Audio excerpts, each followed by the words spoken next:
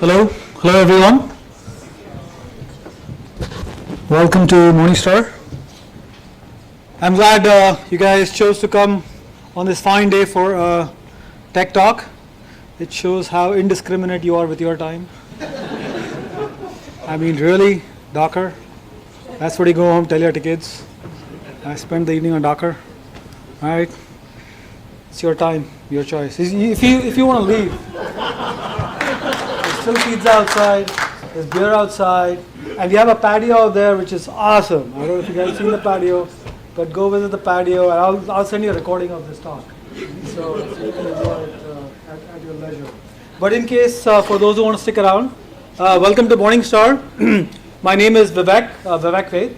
I work at Morningstar. I've been here for a couple of years now. And we have a lot of tech talks at Morningstar. We do Mobile Mondays. We love having technology events. We've done Build a Cloud Day, AT&T Mobile Hackathons, Hackathon with Trilio. We're trying to hopefully do something in CJUG. So we're looking for anyone that wants to do tech talks here, of interest, by the way. So we're discerning. So that just shows that we really like Laura's talk here. So we will do that. So with that, welcome to Morningstar. If you have any questions or want to know where the bathroom is, you know where to find me. All right, thank you for that. I'll move it on to Cedric.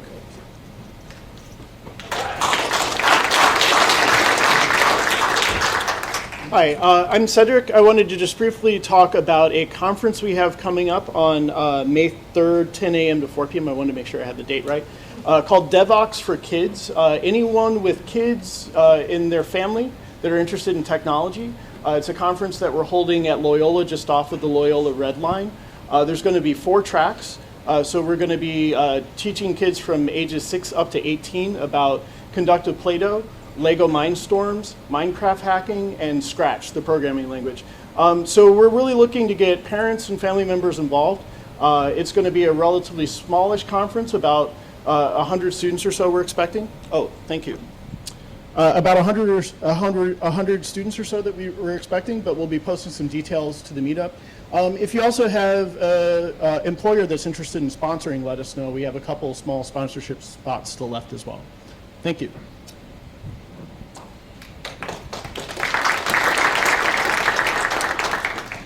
Hi guys, welcome to GOTO Night. We are really happy to be hosting this night at Morningstar, and we're also really happy to have Laura Frank here giving a presentation on Docker. We actually just added a Docker workshop to our schedule. Penny Resnick is going to be giving a workshop on Thursday, May 14th, called Docker Master the Basics, How to Speed Up Your Delivery and Workflow. If you guys are interested in registering for that training, please visit our website. This year we are going to be hosting our conference at the Weston River North, which is a new venue for us. The dates are going to be May 11th through the 12th for the actual conference, and then the 13th and 14th are going to be workshops at the Gleacher Center. Just to let you guys know, just by being here, you're going to be receiving the option of getting $100 off registration by using the code IHEARTGOTO. So if you are interested, please use that. This year, our keynotes are Chad Fowler, Todd Montgomery, Kyle Kingsbury, Anita Sengupta, and Todd Montgomery. I missed one in that spiel. Martin Thompson. Thank you. All right, well, enjoy the rest of the GOTO Night, and at the end of the evening, we're going to be doing a raffle for those of you who registered. So just stick around for 2 minutes after Laura's presentation, and we'll do that. All right, great.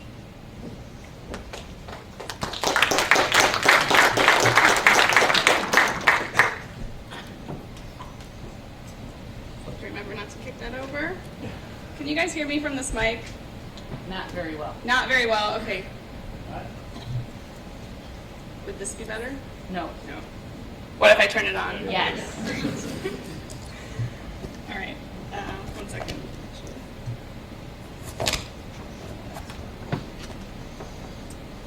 Okay, is that okay? I can project. I used to be a 5th grade teacher. Okay, cool. go. Okay, so my name is Laura Frank, and I'm a senior engineer at CenturyLink Labs. So CenturyLink is a telco. It's kind of like Comcast or Time Warner, all those unsavory names that I feel uncomfortable saying. But my team is actually a research and development team, so we don't do anything related to the traditional telco capacity. We came from AppFog. We were acquired by CenturyLink, and now we just work on open source all day. So that sounds like kind of a sweet job, and it is a pretty sweet job. It's pretty great that someone's messing with my audio. I think it's great that CenturyLink is investing in open source. Paying 13 senior engineers to spend all of their day breaking things is pretty remarkable. So you can find me on Twitter and GitHub, kind of the same deal. CenturyLink Labs, also CenturyLinkLabs.com. And I'm here to talk about Docker. So hopefully that is something you're interested in, and if not, as Vivek said, there's pizza across the hall. There's a couple of things I'm going to talk about tonight, and those are three things: containerization, the Docker ecosystem nuts and bolts, and then, of course, working with Docker on a project. There are a few things I am purposely not going to talk about tonight. So security and Docker is not something I'm going to talk about tonight. I will be happy to talk to you at length about it in any other venue, but not tonight. I'm also not going to talk about networking or distributed systems using Docker. That's also pretty complicated. And then there are this huge, vast environment of orchestration tools, just like a huge landscape of all these little extra tools that are popping up in the periphery to use alongside with Docker, integrate with Docker, and they're very helpful and very great. But tonight I'm going to focus on the nuts and bolts of what Docker actually does for you so that you can understand what your orchestration tools are doing. I feel like it would be a disservice to you to show you Kubernetes and all the really awesome, cool stuff that Kubernetes can do for you if you didn't really understand how to build an image yourself. So if you have used Docker already, that's great, actually. You'll probably come away with some demystification, that's a word, some demystification of some things that maybe you didn't quite understand how they were working. And if you're totally new, that's great too. I kind of assumed that most people hadn't used Docker, so I'm going to start really, really at the beginning, and hopefully you guys will enjoy the wild ride that you're about to embark on. So when we talk about containerization, we probably think about it in terms of Docker, because Docker has become incredibly popular and very, very widely used on teams of all sizes, from Google to my team at CenturyLink, where we're 13 people. The thing that I want to make really clear before we get too far is that Docker and containers are not the same thing. So Docker is a tool to use with containers. Docker will manage containers for you, but containers are actually a separate, discrete thing. And Docker is just a way to use them. So sometimes I might say Dockerization when I really mean containerization. Those two terms are interchangeable, but Docker and container are very different things. So Docker is a tool for managing these containers that I've just talked about. It does two primary things. First, it manages the code that goes inside of these containers. And then secondly, it will execute the code inside of the containers. I'm going to break these down and kind of go into some depth for each of them as we go on. But those are the two primary capacities that Docker has. So first, let's introduce containers and learn all about them, because they're pretty cool. Containers are really nothing more than a layer of virtualization. They're basically a self-contained execution environment. They do work on a shared kernel, which has its downfalls, of course, but they are isolated mostly from other containers. I said I'm not going into security. There's lots of caveats with that statement, but in general, they're isolated. And one of the best features of a container is that it's very fast and has very low overhead. So if you think about your daily development workflow, and if you break stuff a lot like I do, and if that's running in a virtual machine, sometimes I can spend like 5 minutes rebooting a virtual machine and reconfiguring it to make it how I want it to be. With a container, that can happen maybe in 5 seconds instead. So if you think about how many times you screw up and have to reboot a virtual machine, and turning minutes into seconds can really save you a lot of time and frustration during your day. So this is all to say that containers are just a virtualization layer, and they are kind of like a virtual machine. And you may be thinking that sounds very similar, and in fact you're right, but there's a couple of fundamental differences, which I have put some blocks on a slide to help illustrate. So this is a 2 web service, 1 database service application, maybe running somewhere in the cloud, or maybe in your parents' basement or wherever you host your things. So we have physical hardware, of course, the host OS and a hypervisor to help with our virtual machine provisioning. And then, of course, on each machine, if we can think of the columns of those smaller blue blocks as a machine, we have a guest OS, libraries, and then the service finally running on top of things. And this is great. This is nice and tidy, and this is what we expect and are probably very comfortable with already. But if you look, you can see a lot of duplicated work. Libraries are not shared. Also, the guest OS and hypervisor can be a bit bulky. In the Docker world, this model looks pretty similar, but the biggest difference is that we can get rid of the hypervisor and kind of sort of mostly get rid of the guest OS as well. And instead what we'll do is introduce this thing called the container runtime engine. This is what Docker is. Certainly there are other container runtime engines other than Docker, but Docker is certainly the most popular.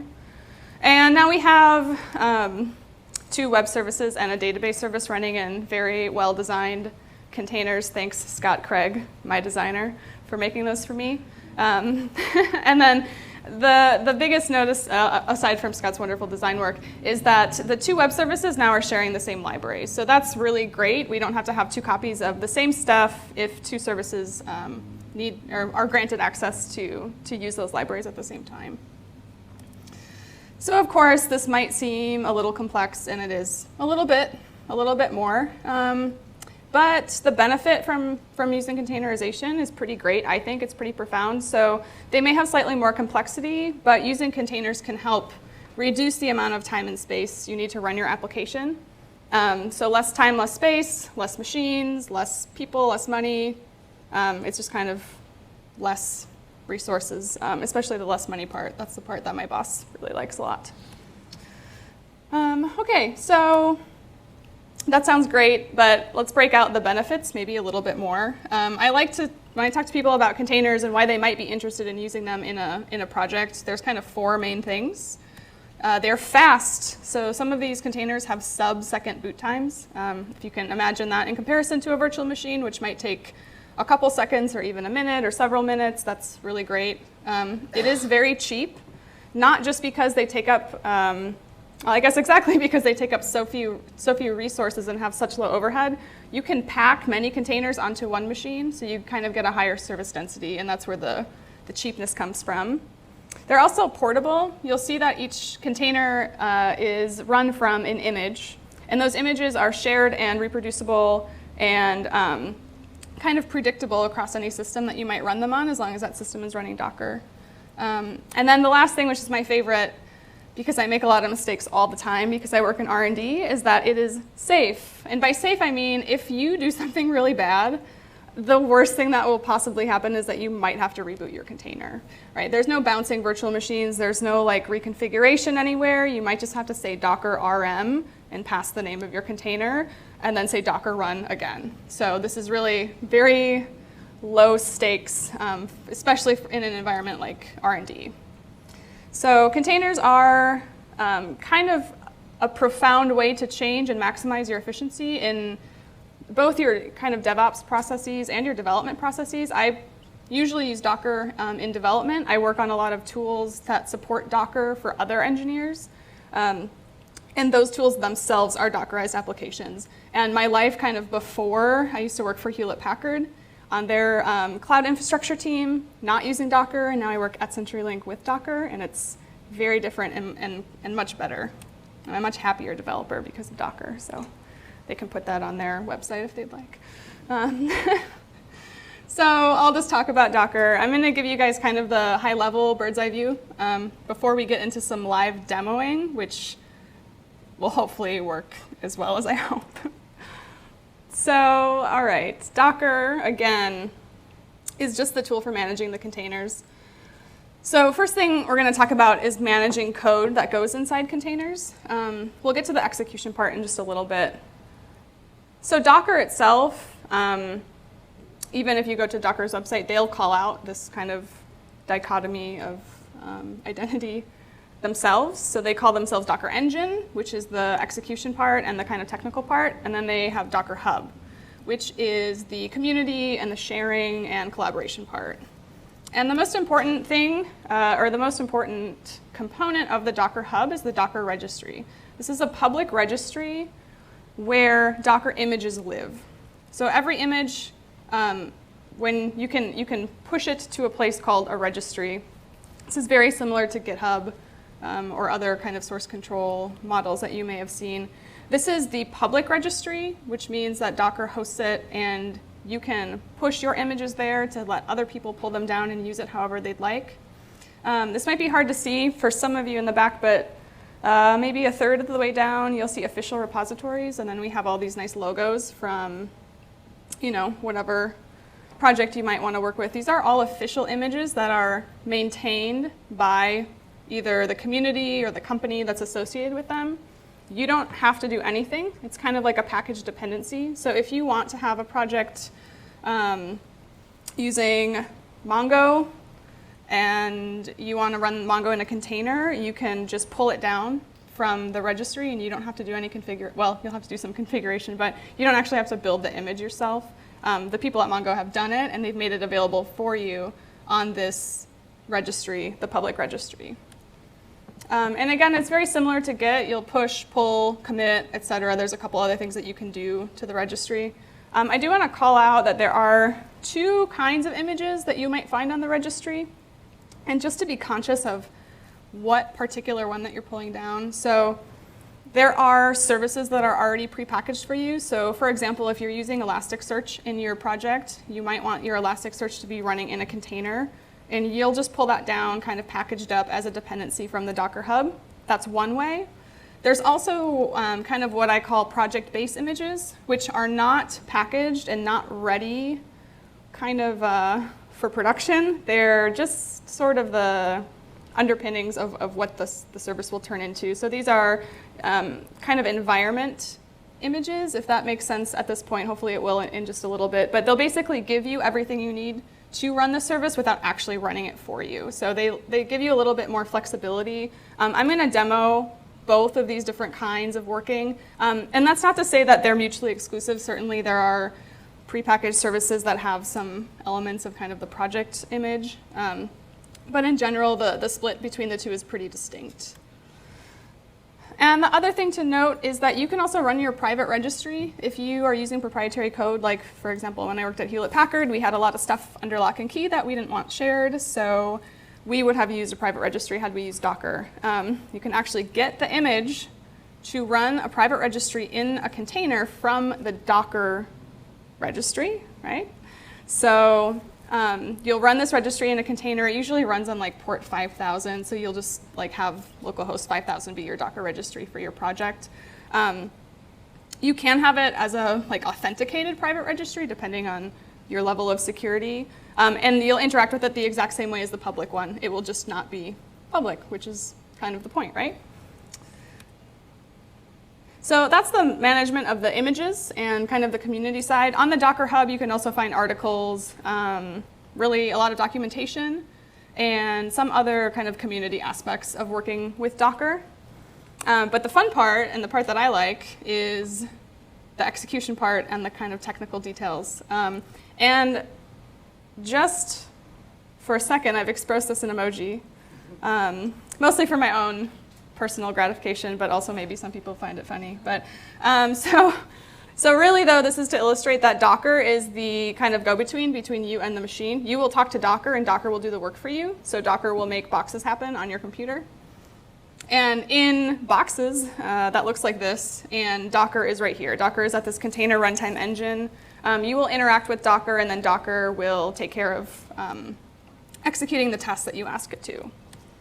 And mostly you're going to interact with it via the CLI. So there's a couple commands that are pretty handy. If you use Docker already, you've probably seen these already.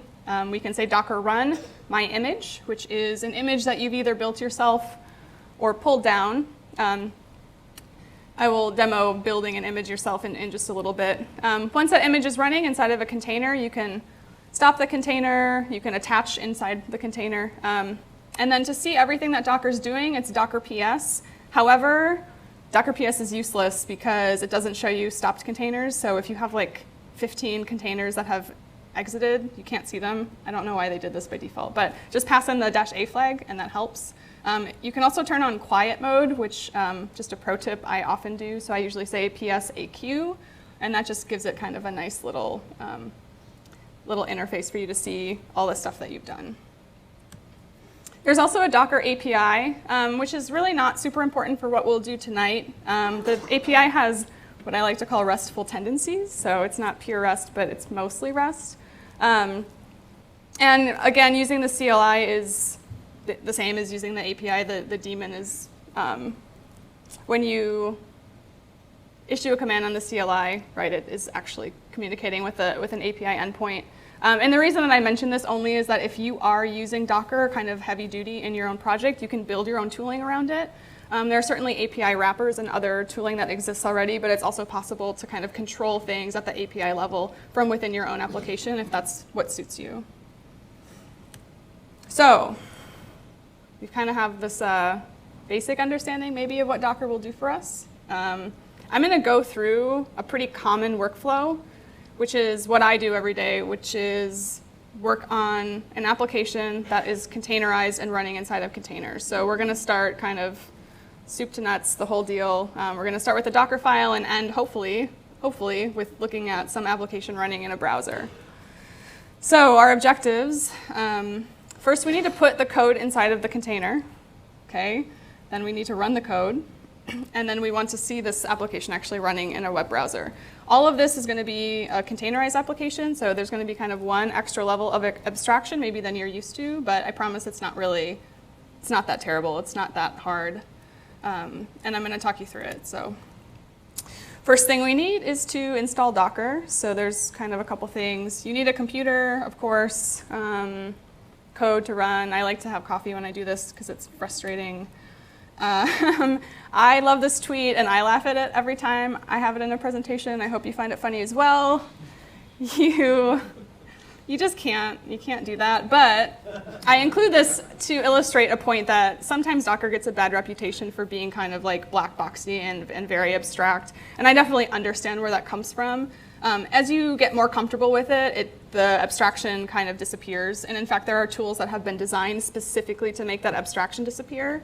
I would warn you against using any tool that is not transparent and doesn't let you see what Docker is actually doing, because I don't think that's helpful. But there's certainly tools that can kind of be your training wheels as you get more comfortable. So, and actually installation is sort of an interesting beast with this abstraction idea, because if you are running Linux, actually, that's great. You can run Docker right on Linux, no problem. Just install the official packages. But if you are using anything else, and I think most of us probably use Macs kind of in our day-to-day life, maybe, I don't know, I don't want to make assumptions, but if you're using a Mac, you have to use a lightweight VM. If you're using Windows, you need to use a VM kind of, that's a qualified thing. The Windows support for Docker has been improving, but it's not totally all the way there yet, so you'll probably still need to use one.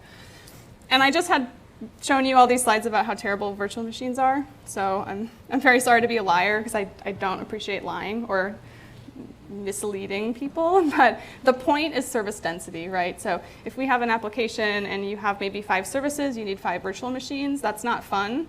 With Docker, you can have one virtual machine with 5 containers running on it, so that one virtual machine isn't really going to give you a downgraded experience, either in production or kind of in your day-to-day development environment. So a pro tip is to use this tool called boot to Docker, which was made by Docker itself. And basically what it does is it spins up a tiny core Linux instance for you, like a very just kind of worker sandboxy machine. And it syncs your folders, it configures some stuff for you, and you can actually use it on a Mac and have the experience as if you're running Docker directly on your Mac. I'm going to use boot to Docker. Every demo or everything that I type where I'm saying Docker, it's actually inside this machine. I'm not running Docker on my Mac, so please don't get confused. I've found that sometimes it's confusing because it seems like I'm using it natively on my Mac, but I'm not, so don't be fooled. But boot to Docker is very helpful. I certainly have my kind of hard way vagrant environments, but if I just want to start something and test something, I'll use boot to Docker myself. So handling this abstraction, we have now our Mac or our personal machine, and then we have this virtual machine, and then we have containers running inside of it. It may seem very difficult to kind of figure out how you're going to get from your local machine all the way into the container and to kind of make that extra jump. And there's 3 main ways to sort of deal with this abstraction. So you'll link folders, of course, and to get things from your local machine to the virtual machine. You're going to copy files or add them. In the Docker world, they're different, which is kind of strange, but I can explain more about that later. So you'll either copy or add files from the kind of Docker host into the container. And then also port forwarding is the way that you'll kind of be able, if we're working in web applications, to see what is running in your container still on your local machine. We're just going to add kind of another step of a port binding. So, all right. Of course, all of this is not really that helpful if we don't have any code to run. So I'm going to do some demo for you. I'm going to explain a little bit, and then I'm just going to move to my terminal. So the most important thing to understand about containers is that they are based on images, like I mentioned before when I talked about the Docker Hub. Every image is controlled by a thing called a Docker file. And a Docker file is really nothing more than a set of instructions. You just have kind of instruction, and then it executes them from top to bottom, exactly what you tell it to do. You can build an image directly from your own Docker file via the Docker CLI by saying docker build -t, which stands for tag, and then you'll give it the name that you want to tag the image with, which usually takes the format of foo/bar, where foo might be your GitHub username, and then bar is the name of the image. And then, of course, you have to tell it where to look for the Docker file, and usually, actually, generally, when you're starting out, just make sure you're in that directory already, so you can just pass dot to it. If you don't prefer to build your own and you just want to pull down something that's prepackaged for you, you can say docker pull foo/bar, where foo is, of course, the name of the repository name, and then bar is the image. There are official images that have a slightly different pattern for the name, but mostly that's what you'll see. And again, just a reminder, because this is incredibly important, is that there's 2 basic types of images. We have the packaged up, kind of ready to roll into production dependency image, where everything is contained and everything's ready for you. And then also there's that project type of image, which is what you'll use in active development, but never, ever, ever go to production with one of these, because it's just don't do it. It's just bad. Of course, I have a little asterisk after development only, because these are not mutually exclusive. You can have some services that are a blend. And in fact, when I work on development, I kind of have a packaged, the packaged version of my service with certain crucial bits and pieces that haven't been packaged that are instead linked via a volume, which I'll show you in just a little bit as well. So this brings us to actually building something. Here is an example Docker file. And all that this Docker file does is create a container, copy over a Sinatra application into, copy the junk to make my Sinatra application work into the containers file system. It sets a working directory so that I can execute commands against the container. It bundle installs, and then it runs my Sinatra application. So before I go through and kind of explain to you everything, I'm actually going to show you a failing demo, which some people might think is silly, but I just want to, I'm having some trouble with Ruby gems today, which is fine. I appreciate honesty, so I'm going to do this, and it's going to fail, but I know that it will fail. So I already have a couple images already. I have some backups, so we'll be able to get the full experience. I've named them Grumpy because I was very grumpy about this problem. So we can look at the Docker file, and this is actually, you guys can see that, hopefully. This is exactly the same thing I have on the slide, maybe a couple insignificant differences, but we're just going to build this from top to bottom. And the reason I want to build it for you is I want to illustrate the layered file system that Docker has. So with each instruction, you'll see it kind of creating a new layer with a different UUID in the file system, and they kind of just stack on top of one another. And again, to build something, we'll say docker build -t. We'll call this hello world because that's what it prints. And we will pass dot. And we will see that it is just executing these in sequential order from top to bottom. Every layer, you can see here, kind of gets its own ID. The great thing about this kind of layered file system is that if I were to make a different image that maybe had just one thing different, Docker doesn't need to go back and rebuild the whole image. It will just find the ID of the layer, that's the last common element, and branch from there. So it's very much kind of like Git in that sense, or like it's a tree. So it will just kind of find the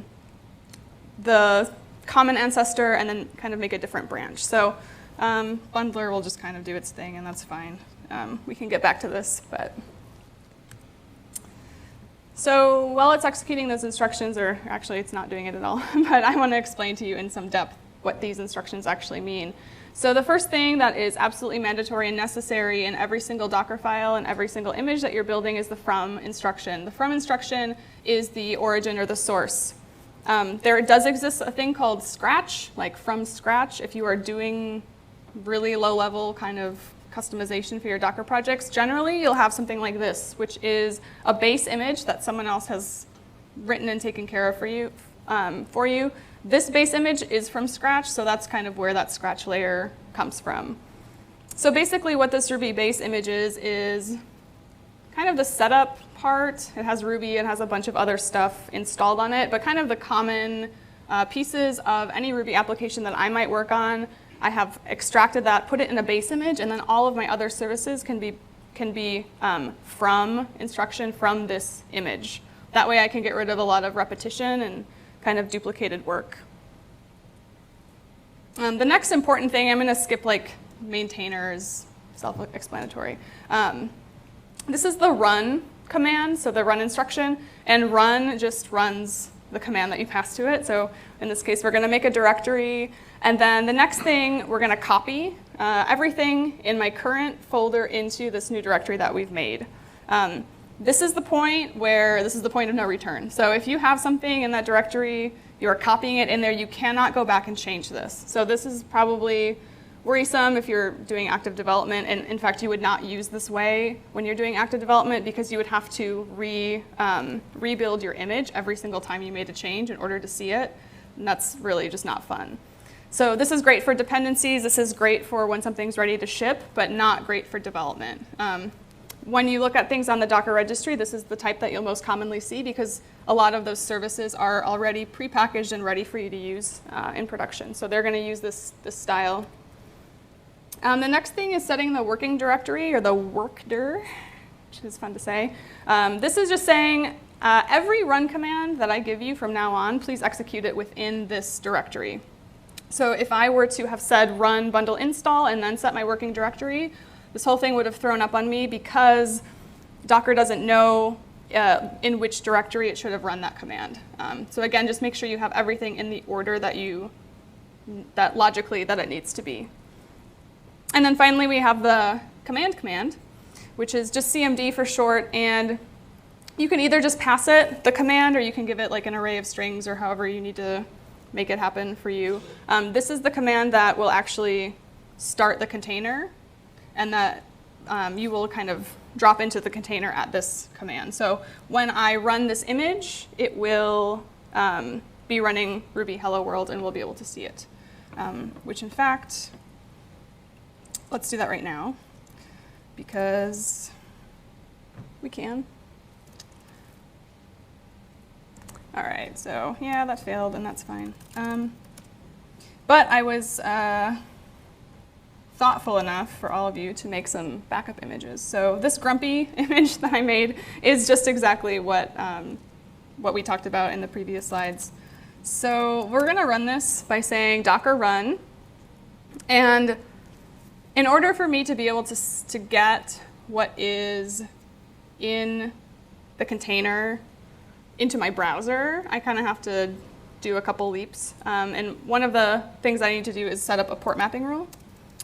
And I know that I'm going to be running on 4567 in the container, so I'm just going to bind that to 4567 on my boot to Docker host. So not actually my virtual machine, or not my local machine, but the virtual machine that's running the tiny Linux, or the tiny core Linux that's associated with boot to Docker.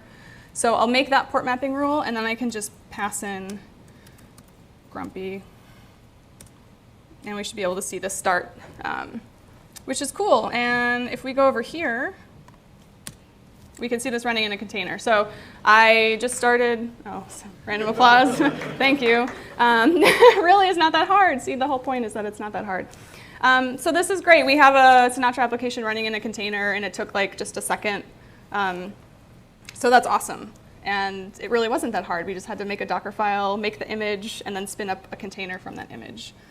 But of course, if I wanted to go change this, I can't do that because it has been packaged and copied into this image. And if I wanted to change it the way that I had kind of built the image already, I would have to go rebuild it, which is not super fun. Oops, come on. Actually, I'm going to first change this. Okay, so we have this saying hello GOTO. This is the local file on my laptop. So this is not in a container. This is just like my working code that I would have open in whatever editor that I like. So we're going to look at our images again. Oh.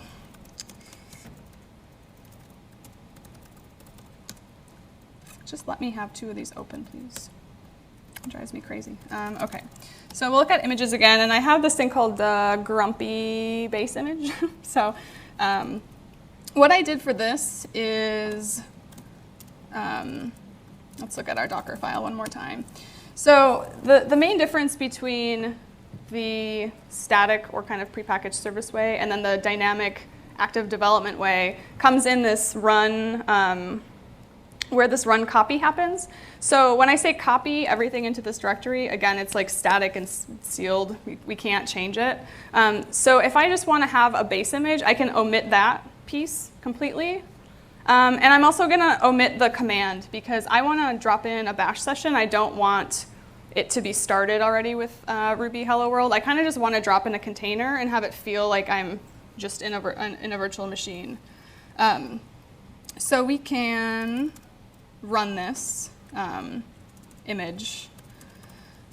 And I'm sorry that I can't just kind of do it how I normally would because we're having some networking issues with Ruby gems. So this is the closest approximation as I can give you.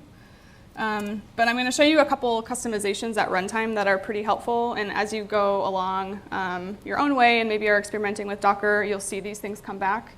Also, all the code that I'm using right now is on GitHub in a repository called Hello World Container Demo on my personal GitHub account. I also have a blog post that is up on CenturyLink Labs, and also the README for the repo has all of the information that you'll need to run this in case you kind of want to follow along at home after we're done here. But to run this in a kind of way that I can actually manipulate the code inside of it and see it reflected in the browser, I need to run it in interactive mode. So this is just so that I can kind of have access to TTY and other things that I might need. So we'll do Docker run IT. We need to pass a port mapping rule again. So this is the same Sinatra application, just kind of configured in a different way. I need to run it on a different port, obviously, because it won't work the other way. The most important difference is that instead of copying in the Docker file, like I did before, I didn't copy. I don't have any code in there. What I'm going to do is mount the code via a volume. So I will pass -v. And the way to mount this is we pass in our directory where all of our stuff is, which is that, colon, I'm going to drop into var app. So all this is going to do is kind of mount the files that I have again, in the boot to Docker machine, which are synced back to my laptop. So again, we're making kind of an extra jump here, but we're going to put those files inside of the container so that when I modify them actually on my laptop, we can see that reflected in the container. So we'll see that in just a second. So we have Docker run, IT, port mapping rule, volume rule. We'll give it the name of the image, which I believe I call this grumpy base image. And the last argument I'm going to pass is the entry point. So before we kind of started the container with command ruby hello world.rb, we don't want to do that this time. We actually just kind of want to drop into the container like normal and have it kind of feel like our own laptop instead of a container so far away. So I'm just going to drop in bin bash. And hopefully when I run this, I am. So now I'm inside of a container. We can see, yeah, I'm just right there. I'm going to go back to where I put all my stuff. And I can see that all my files from my Mac synced into my virtual machine are now inside of my container by way of a volume mount. So hopefully that's clear that we're kind of making a couple jumps. And we can run this. I've already done the bundle install crap kind of before I got here, anticipating some problems. So great, so now we're running the same application, just in a slightly different way. And this one says hello GOTO because I just changed it. And in fact, if this can ever stop running, I'll close you. I did something wrong. I think I have some Docker problems today, but yeah, we can change this. And let's say hello all you awesome people. Great. Great, right? So this is how you'll use it when you're actually developing. So of course it doesn't make sense to have to recompile or rebuild your image every time you make a change. It's really very frustrating. There is a way to handle the abstraction of Docker while still getting the performance benefits of containers when doing something that requires a lot of heavy active development and isn't just running a dependency in a container. So that's the point I'm trying to illustrate. This is probably the most common way that you'll use Docker in your own workflow, especially if you're working on web applications. So that's kind of the two ways that you'll use Docker. Again, static and then the project files. Static being the first thing and then the project way or the dynamic way being the second thing that I just showed you. Very quickly, I want to go back to this idea of a base image. So we can remember in both of our Docker files, regardless of what type of, kind of what strategy we were using when developing with a container, we have this from instruction. It's mandatory for every single image. The base images are great if you can use them smartly. If you can figure out the commonalities across all of the services in your application and kind of find out where the breaking point is, like figure out what's in common, you can make a separate image for that can be shared across all of the services. The other great thing about base images is that because you're using a base image that has a specific tag, there's no need for any kind of version management inside of a container. There can only ever be one version of something running at a time. In the case of Ruby, you might have gem sets and other things that are very annoying to manage outside of a container. Inside of a container, doesn't matter. You can only ever have one. There's no RVM in a container. It's brilliant. So if you need to have a different version of Ruby, you'll see the colon for the tag and just change it from, what, 2.1.2 to, what, 2.2.0, I think we're on right now? Can't remember. But that's how you'll update the versions if you are interested in updating. It's just you change one thing in the base image, and that's kind of really all you have to do. You don't have to do any manual configuration. And of course, Ruby, other images, Elasticsearch, Mongo, all these things that I mentioned, have official images available on the Docker Hub. They are maintained by other people, which is excellent if you are lazy, which you should be because you are a software engineer. These repositories include instructions for bootstrapping. And these images, again, can be base images or actually run services. I can't tell you. I'm telling you this many times because I've made the mistake many, many times, and I just want to save you the heartache and headaches and sadness. A couple notes about the ways that you'll work with Docker. The easy way is boot to Docker, which I've been showing you this whole time. I really can't recommend this tool highly enough. It's quite amazing. It kind of obscures everything. As you've seen, it looked like I was just interacting with Docker on my own laptop, but I wasn't. It was a trick. I was using boot to Docker. It is not great for more complex systems. Of course, when I'm actually working on Panamax, which is the open source tool that I work on, we have like anywhere between 3 and 5 containers running at any time. I don't really use boot to Docker for this because it's just not suited for the complexity of that system. But if I just want to sandbox something or prove one of my coworkers wrong, I will often just spin up, not that I do that, I'll often just spin up boot to Docker.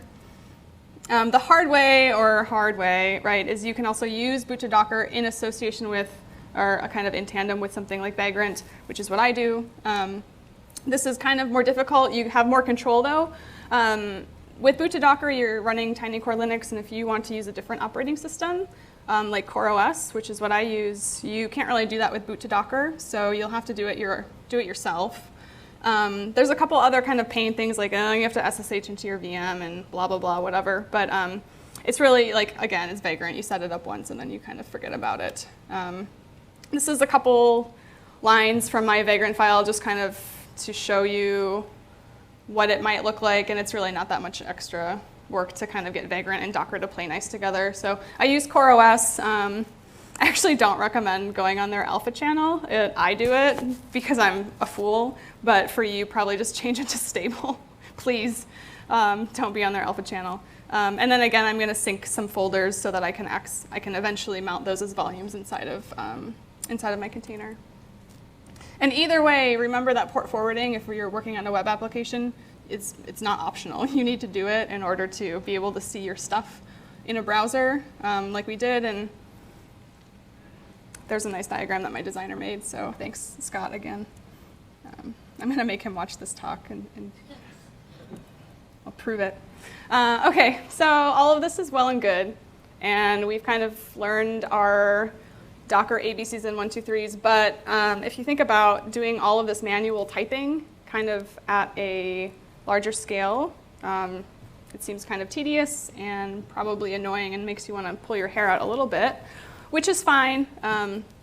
Learn how Docker works itself first, and then move on to something that will allow you to make application templates. So this is kind of the space of Docker that I work in. I work on a tool called Panamax, which is an application templating piece of software. It does so much more, which I'll tell you all about in just a second. But the basic idea behind application templating is probably not surprising, just from the name. So you'll use your own images from the Docker registry, and specify all of your configuration options beforehand.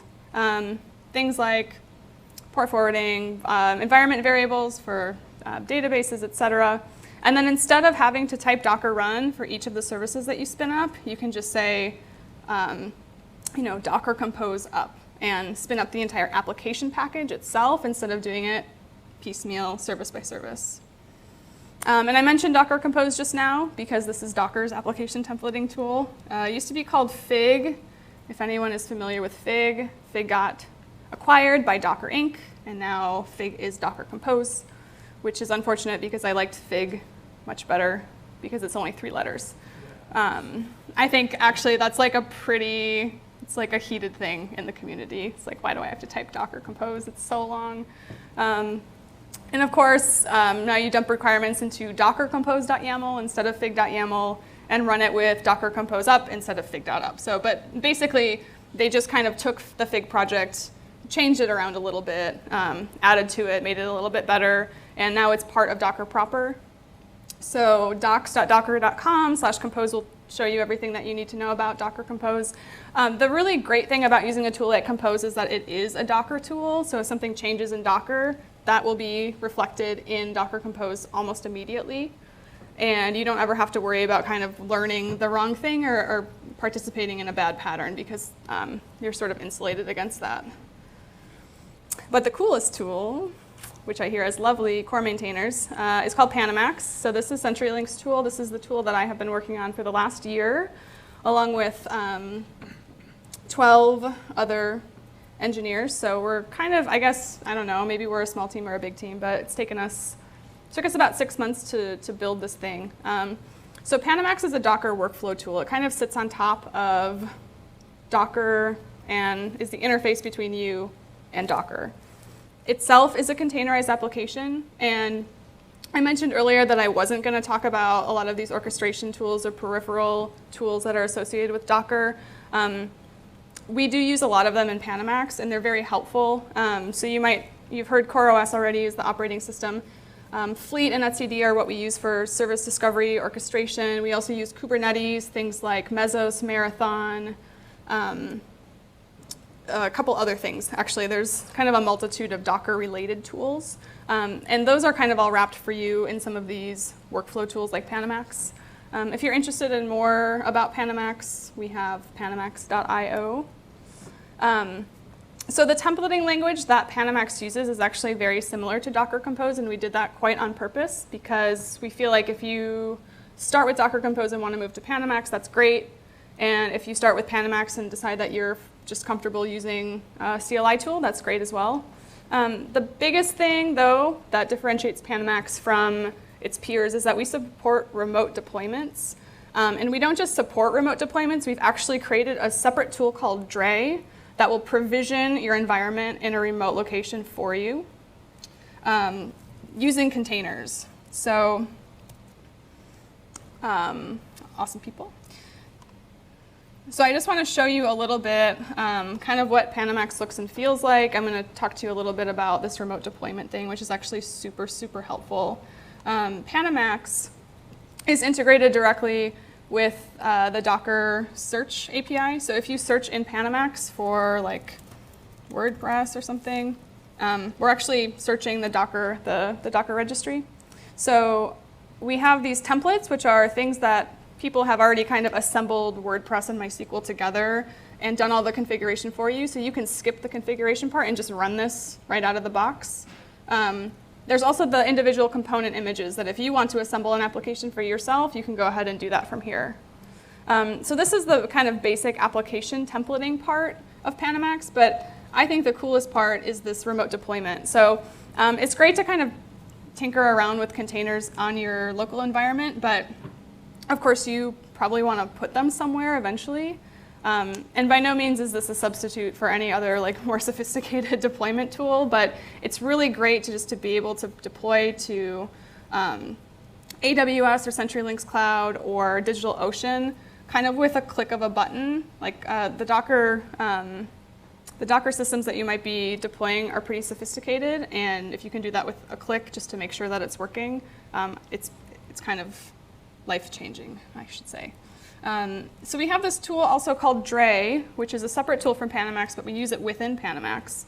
And Dray is basically a workflow tool. The tagline is like, it's like Unix pipes, but for Docker. So what we do is you have a task with some n number of steps. And for each of those steps, we spin up a container to execute that step for you. And then we take the standard out from that container, spin up another container, and pass it in as standard in. So in the world of kind of provisioning, we might have a couple different, let's see, I'm actually not going to demo this for you right now. You can kind of give your own API things later if you like. But basically we'll create a new job, and Dray, by way of spinning up a bunch of ephemeral containers, will provision your entire environment on DigitalOcean for you. It will notify you when it is finished, and you will have it already set up within Panamax to remote deploy to that instance. So you'll have the IP addresses and everything you need. Oops. So that when you search here, so we'll do a search for WordPress. You can either run locally or you can deploy it to this target. So that's kind of handy. You don't really have to muddy or mess around in DigitalOcean or AWS if you just want to configure a really simple like CoreOS environment or CoreOS cluster for you. We'll do that for you all within Panamax, so it's pretty self-contained. We also have a couple other projects that I'll give you a little sneak peek right now. This is lorry.io.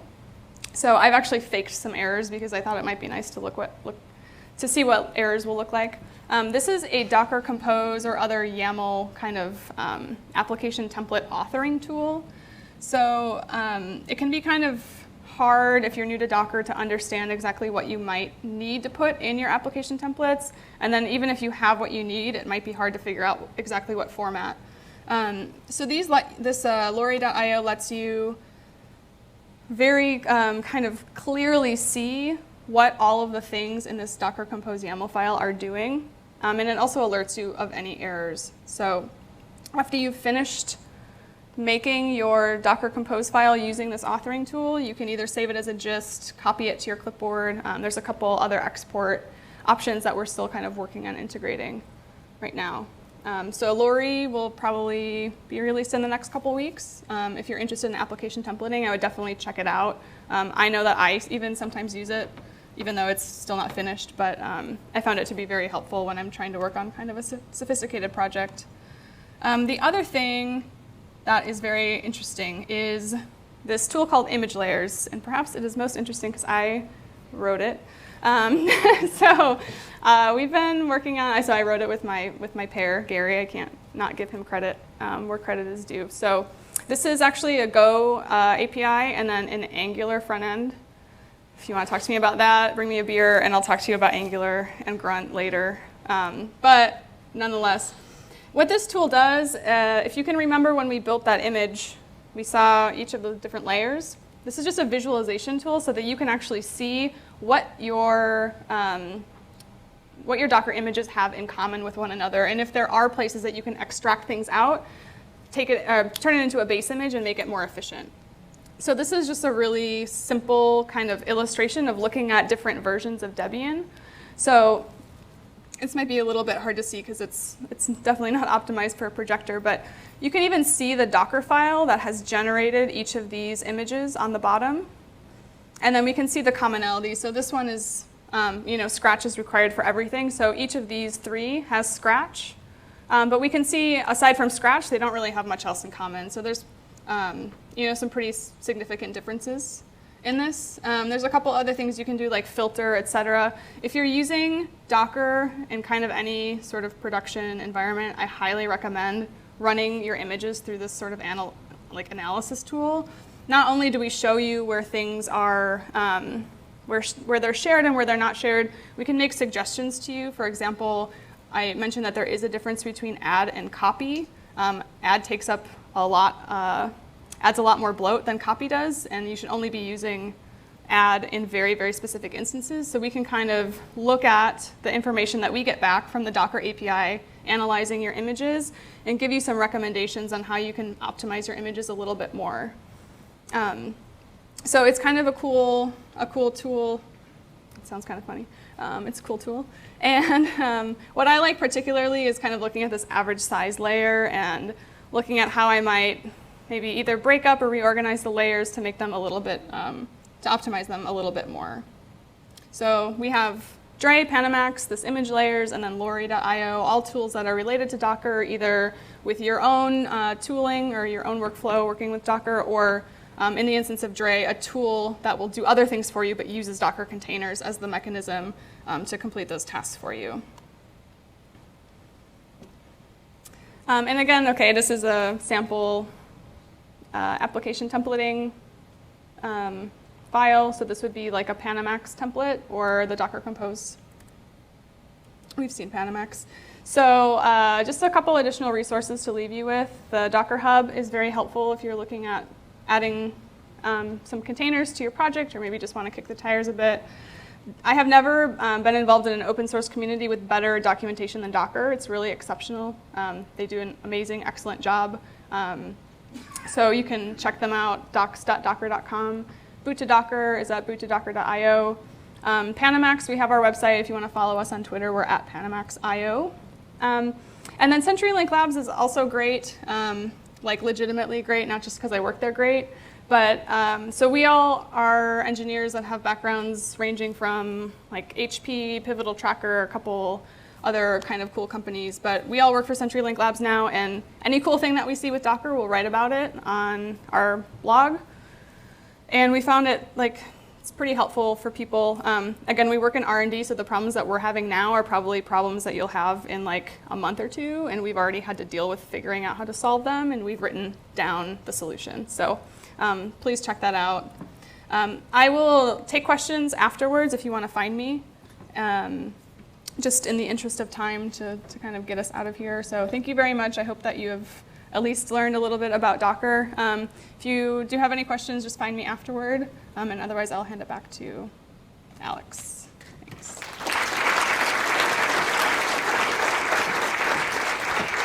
Great. Thanks, Laura. Actually, if I could just have you pick randomly a number from 1 to 235. 42. 42. I think that's the most common number that I've ever gotten. It's because we're all nerds. Yeah. That's right. All right. I am 100% going to mispronounce this last name, so I apologize. It's Carlos Figueroa. Is that right? That's not right. All right, perfect. So I'll grab your information, and you get a free registration to go to Chicago. All right. Thank you all for coming, and thank you Morningstar for hosting us.